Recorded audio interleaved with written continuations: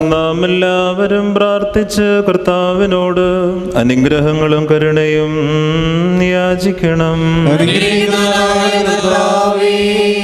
ഞങ്ങളോട് കരുണ ചെയ്ത് ഞങ്ങളെ സഹായിക്കണമേ. സ്തുതിയും സ്തോത്രവും പ്രാഭവും പുകഴ്ചയും മാഞ്ഞു പോകാത്ത നല്ല ഉന്നതിയും സദാ നേരവും ഇടപെടാതെ കരേറ്റുവാൻ അടിയങ്ങൾ യോഗ്യരായി തീരണമേ.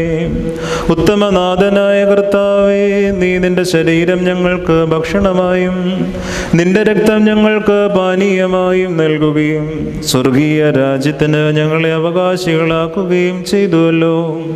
നിനക്ക് ദൈവികമായി സ്തോത്രബലി അർപ്പിക്കപ്പെടുന്ന ഈ സമയത്തും സകല പെരുന്നാളുകളിലും നേരങ്ങളിലും കാലങ്ങളിലും അടിയങ്ങൾ ആയുസ്സോടുകൂടിയിരിക്കുന്ന ദിവസങ്ങളൊക്കെയിലും സ്തുതിയും ബഹുമാനവും ആരാധനയും യോഗ്യമാകുന്നു.